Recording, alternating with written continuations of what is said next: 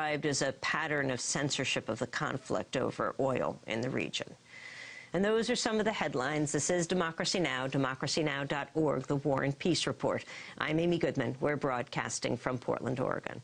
Well, today is April 15th, Tax Day, a day when tens of millions of Americans scramble to file their income taxes on time.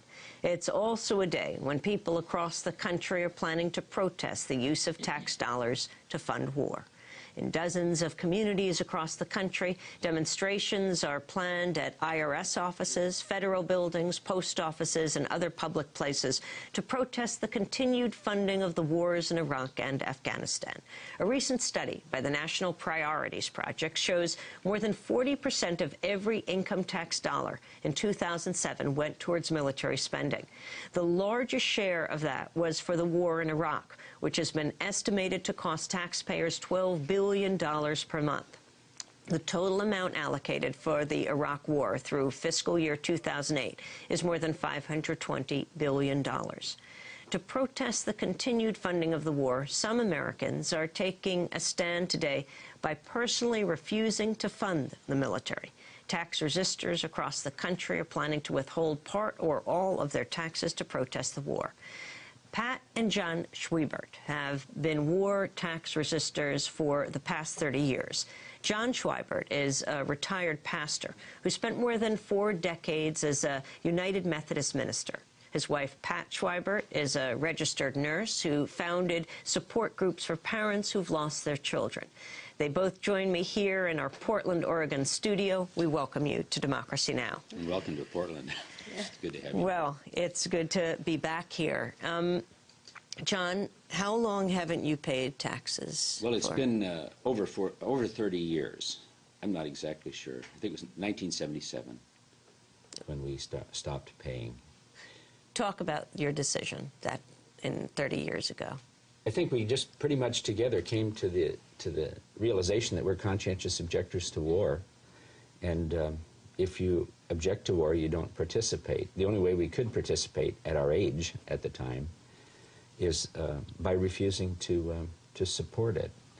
And so we just said, well, we won't send in the military portion, the military percentage of our taxes. And how do you work that out? Well, in that case, we just filled out our tax return. We told the IRS what we owed, and we said we're only paying a percentage of it, and we're refusing to pay the rest. The IRS just treats it as if it were a failure to pay. So the only thing they've ever done with us is to try to collect the money, and in some cases they have, and in some cases they haven't been able to collect it. Pat Schwiebert, how do they try to collect it? Well, they've garnished our wages. They've what does that mean? Well, it means that they will attach part of your wages and take it without your permission to pay the portion of taxes that you've refused to pay. So your check is just smaller. Right. Yeah. Right. And in terms of the percentage, what are you calculating, for example, this year, the percentage that would go to the military? What percentage aren't you paying? Actually, we've gotten to the point, we're so upset by the direction the country has taken and the demise of democracy in this country that after the Iraq war broke out, we completely stopped cooperating, so we're paying nothing now. The percentage that's estimated by the War Resistors League is more like 50%. But I haven't paid any attention to it this year because we just didn't give anything. We're in total non-cooperation with the federal government. So do you set money aside at all to give somewhere? We have traditionally redirected the money to some other cause, and now since 2002, our decision has been to take the money that the federal government says we owe and to pay it directly to our local Multnomah County government.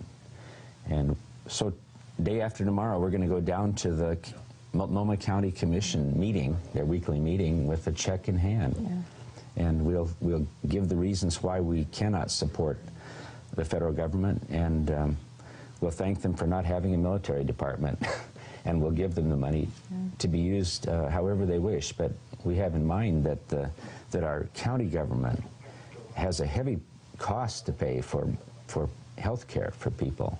including people who have who are in the position they are because of their involvement in the war and the suffering from the war. What does Multnomah County, the officials there, say when you come to bring the money? Thank you. Thank you.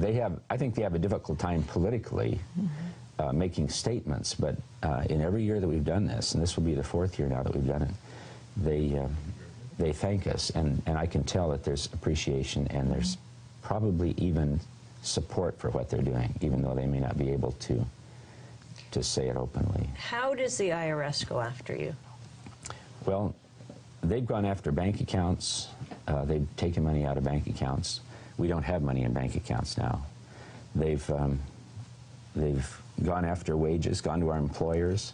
Most recently, they went to the General Board of Pension and Health Benefits of the United Methodist Church.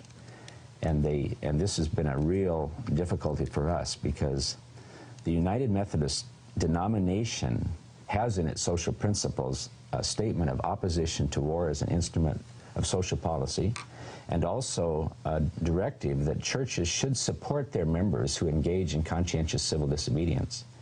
And yet the General Board of Pensions, when they got a notice of levy from the IRS, actually paid over $8,000 of money that we had refused to pay, took it out of our monthly pension checks, and sent it directly to the IRS. So we have a bone to pick with them. We're going to the General Conference of the United Methodist Church next week, and we're going to ask them to make it a policy that the General Board of Pensions may refuse to cooperate with the IRS. In other words, the church has to do civil disobedience too, if it's opposed to the war. Is there any indication they will? There's a bunch of conservatives that have their hands in the operations of the General Conference, so we don't know. We don't have any illusions about that, but we're going to be there and show our faces and say we're the people who are on the line. How much support do you have from, well, just the general Methodist membership? There's a lot of support. There's division in the church, of course. So there are some people that think that the worst thing you could do would be to stand up against your government. Well, I think most people, too, are, even though they're verbally supportive, they're also afraid.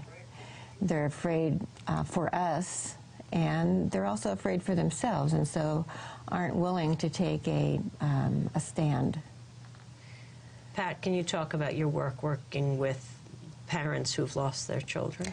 Sure. I began working with bereaved parents in the early 70s, and was humbled by how I saw the death of their children, how it affected their lives, and it was, one day when a nurse colleague and I were talking, and she said, "Do you know what your income taxes go for?" And I wasn't able to really answer that question very succinctly, and so she helped me see that the major portion of our taxes go for the military. And it was like one of those pivotal moments in my life where what my life's work was and what I was actually participating in kind of coincided, and I realized that I couldn't continue to do that. That as a parent trying to live my life consistently, that's not what I was showing my children. That in one breath we were saying it's not okay to kill, but we were paying for somebody else to kill in our name. So we as a couple and then as a family have chosen not to do that. I wanted to go to a Congress member for a moment, and ask you to comment after she speaks. On Capitol Hill, several lawmakers are holding a tax day press conference this morning on the cost of the Iraq War. Representatives Jan Schakowsky of Illinois, Keith Ellison of Minnesota, Jim McGovern of Massachusetts, and Peter Welch of Vermont will present taxpayers with a bill